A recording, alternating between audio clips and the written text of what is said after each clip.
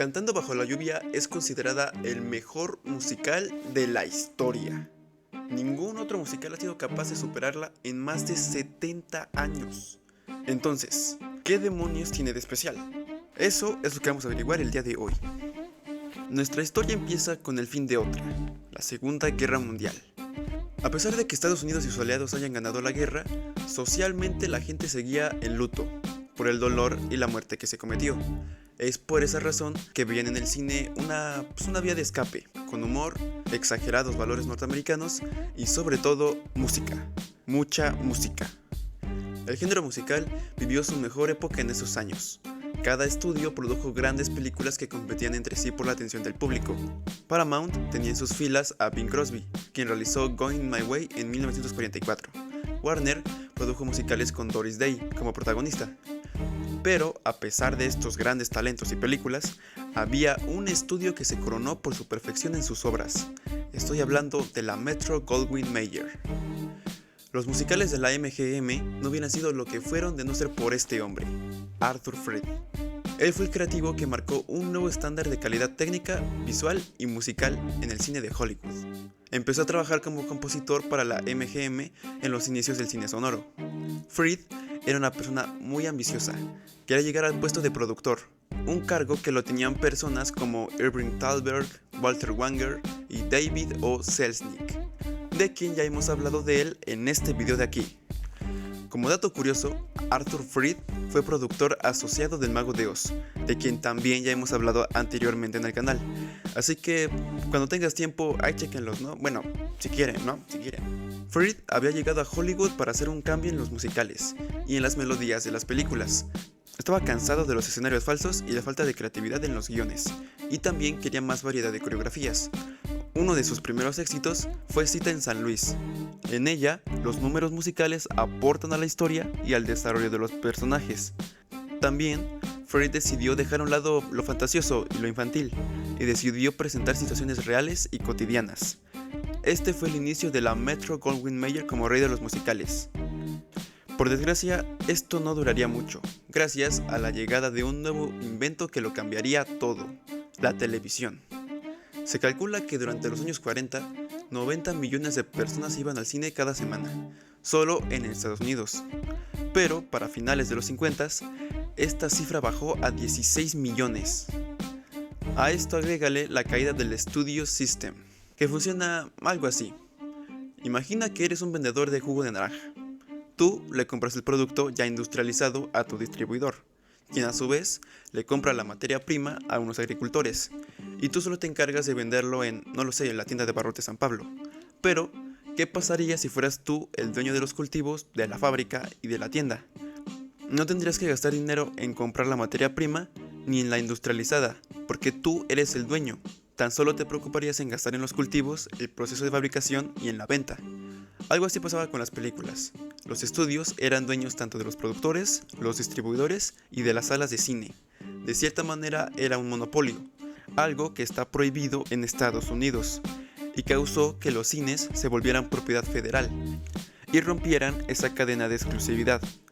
Esto causó el cierre de muchas salas y que las películas no se pudieran exhibir. Corte de presupuesto, despidos, inestabilidad económica, lo de siempre, ¿no? Esto pegó gravemente a los musicales, ya que este tipo de películas requerían mucho presupuesto. Y bueno, también al cine en general, ya que en lugar de contratar empleados por tiempo completo, ahora debían hacerlo por proyecto, lo que era más caro y complicado. Al final todo salió bien. Es cierto que los proyectos eran más baratos y con poca calidad, pero eso no significara que fueran malas. Poco a poco se fueron recuperando en los mediados de los 50, hasta que llegaría el mesías de los musicales. Cantando bajo la lluvia surgió de la idea de hacer una película con unas viejas canciones que Arthur Freed y Ignacio Herb Brown habían compuesto durante los años 20. Estas canciones hasta ya habían aparecido en otras películas.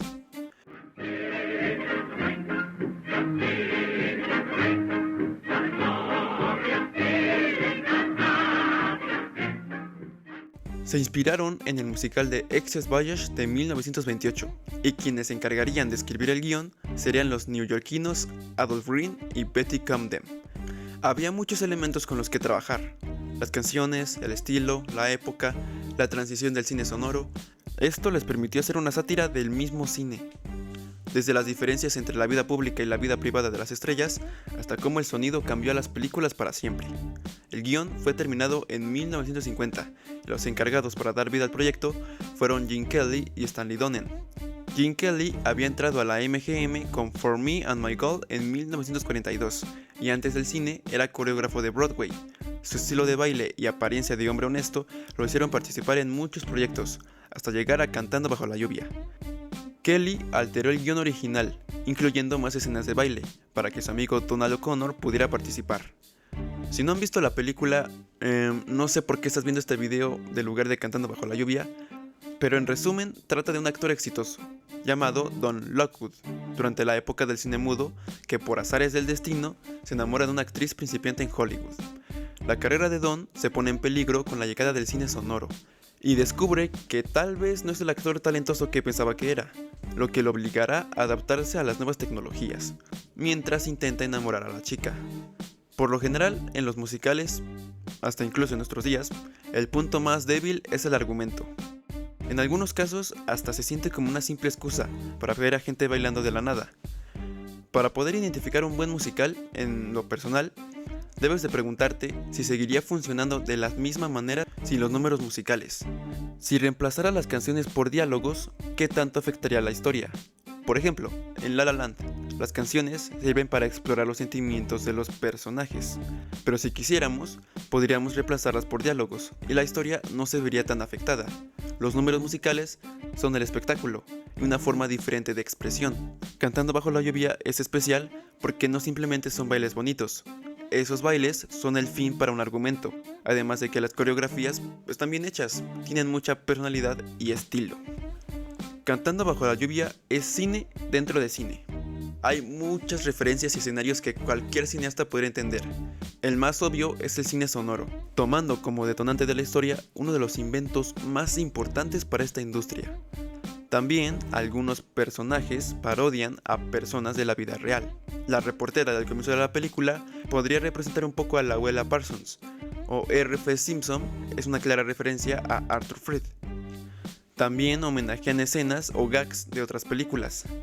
La canción Make 'Em Love está plagada de recursos cómicos de otras películas.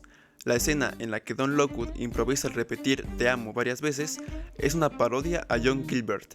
Y también homenajean a las películas de espadachines en una escena. Por otro lado, al tratar de una película sobre Hollywood, los directores pudieron usar escenarios o utilería de otras películas. Debbie Reynolds está conduciendo el auto de las películas de Andy Hardy. Como dije, es cine dentro de cine. Pero seguro, el punto más fuerte de la película son sus números musicales. Bueno, a ver, quiero hacer una confesión. Yo, en lo personal, no soy tanto de musicales. Soy de los que adelantan las escenas.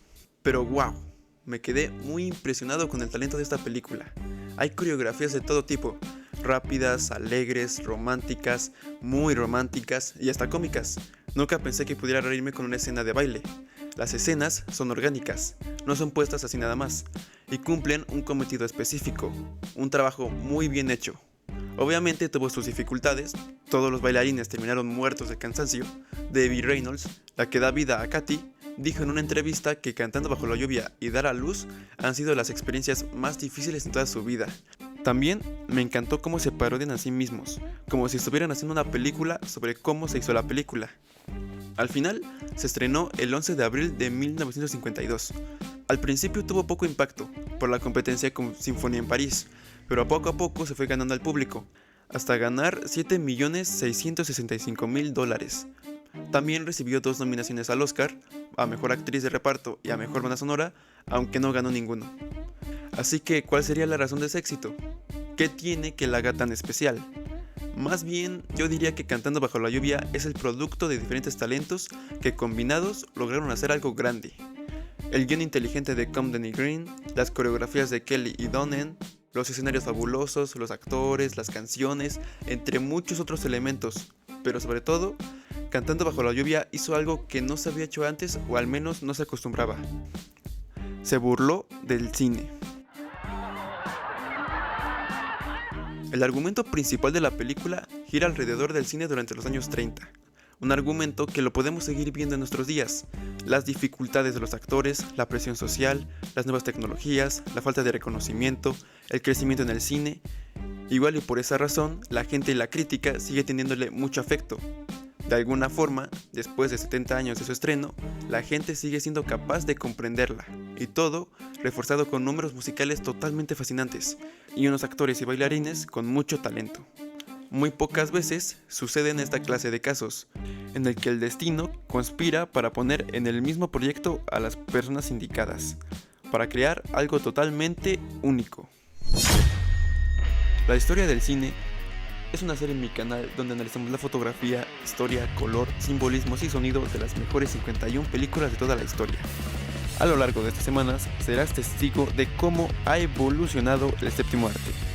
Mi nombre es Santiago Samano y esto es SanTV.